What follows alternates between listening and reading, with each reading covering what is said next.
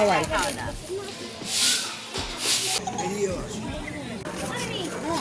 একদিনের ঘোরার জন্য ব্যান্ডেল একটি দারুণ জায়গা। এখানে শুধু ব্যান্ডেল চার্চ নয়, আরও অনেক কিছু আছে দেখার। প্রথমে বলি ব্যান্ডেল কিভাবে আসবেন। ব্যান্ডেল আসার জন্য শিয়ালদা বা হাওড়া থেকে ডাইরেক্ট ট্রেন পাওয়া যায়।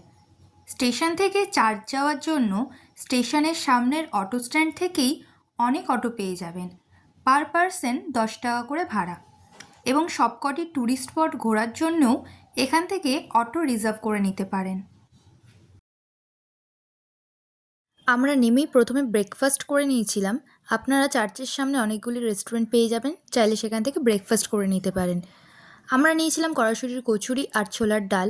শীতের সকালে বেড়াতে গিয়ে কড়াইশুঁটির কচুরি আর ছোলার ডাল বেশ দারুণ লাগছিল।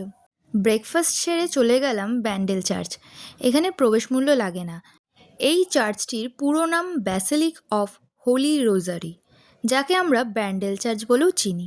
চার্চটি প্রতিষ্ঠিত হয় 1599 খ্রিস্টাব্দে, কিন্তু মুঘলরা এই চার্চ ভেঙে দেওয়ার কারণে চার্চটি আবারও নির্মাণ হয় 1660 সালে। চার্চ সংলগ্ন বিভিন্ন ফুল গাছ দিয়ে সাজানো একটি মাঠ রয়েছে এবং জিসাসের জীবনের কিছু মুহূর্ত মূর্তি আকারেও সাজানো রয়েছে এখানে। চার্চের ভিতরে প্রবেশ করলেই এক আলাদা শান্তির অনুভব হচ্ছিল। চার্চের দেওয়ালে ফাদার জোসেফ, মাদার মেরি এবং জিসাসের বহু চিত্র আঁকা আছে। চার্চের প্রার্থনা হলে কিছুটা সময় কাটিয়ে রওনা দিলাম লাহিড়ী বাবা আশ্রমের উদ্দেশ্যে।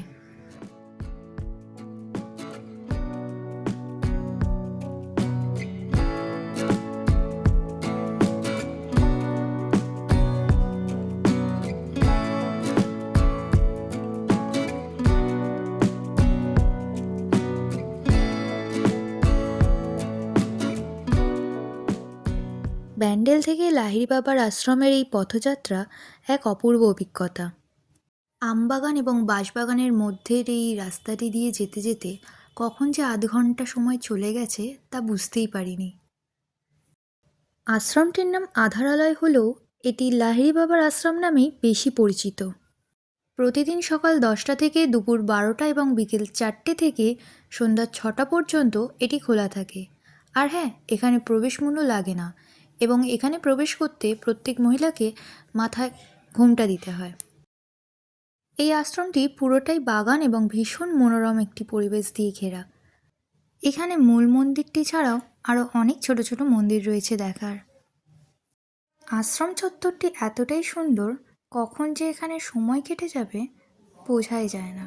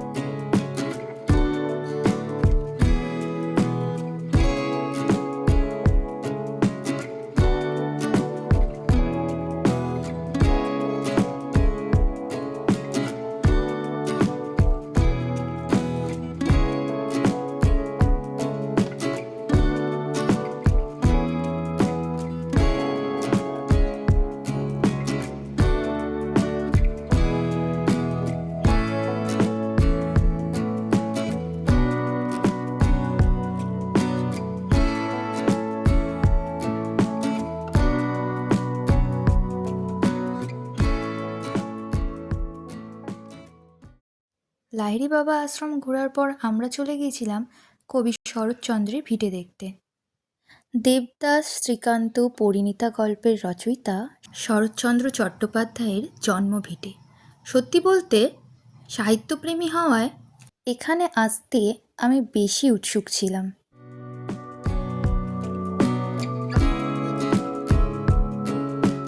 অমর কথাশিল্পী শরৎচন্দ্র চট্টোপাধ্যায়, জন্ম 15ই সেপ্টেম্বর 1876 সাল। হুগলি জেলার ছোট্ট একটি গ্রাম দেবানন্দপুরের এই ভিটেতেই তিনি জন্মগ্রহণ করেছিলেন।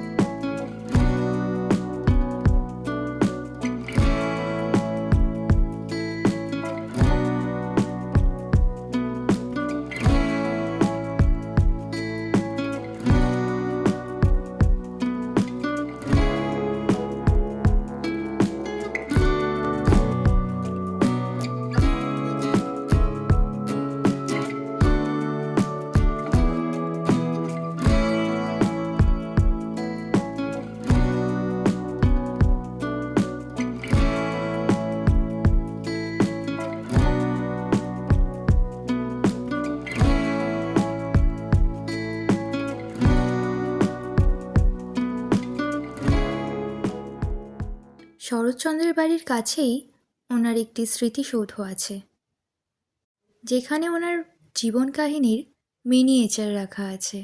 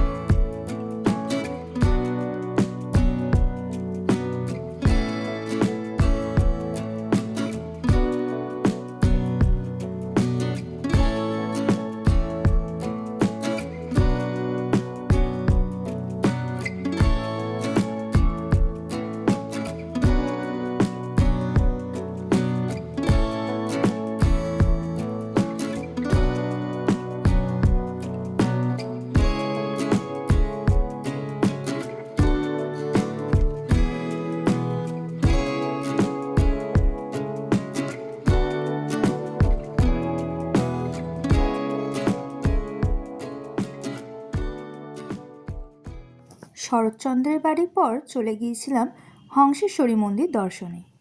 হুগলির বাঁশবেড়িয়া গ্রামে অবস্থিত এই মন্দিরটি।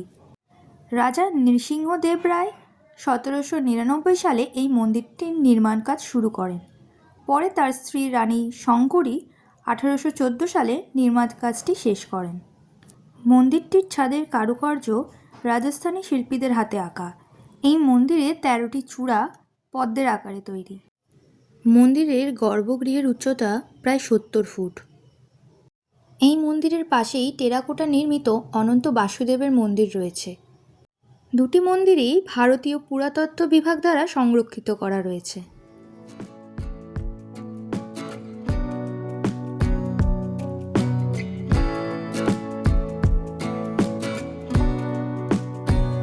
এরপর লাঞ্চ সেরে আবার বেরিয়ে পড়লাম ইমামবাড়ার উদ্দেশ্যে। হুগলির এই ইমামবাড়াটি তৈরি হতে সময় লেগেছে প্রায় 20 বছর। 1861 সালে এর নির্মাণ সম্পন্ন হয়। দোতলা এই ইমামবাড়াটি ইন্দো পার্সিয়ান শৈলীর নিদর্শন। এখানে টিকিট পার হেড 20 টাকা করে।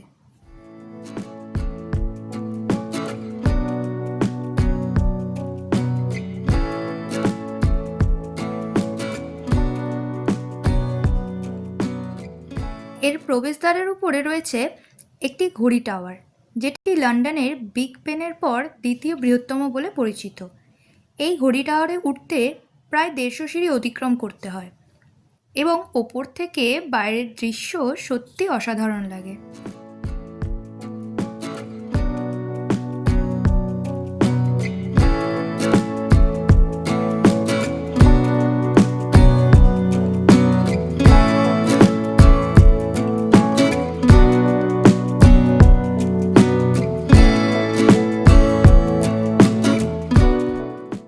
ভিডিওটি যদি ভালো লেগে থাকে তাহলে লাইক, কমেন্ট এবং শেয়ার করে দেবেন, আর আমার চ্যানেলটিকে সাবস্ক্রাইব করে দেবেন।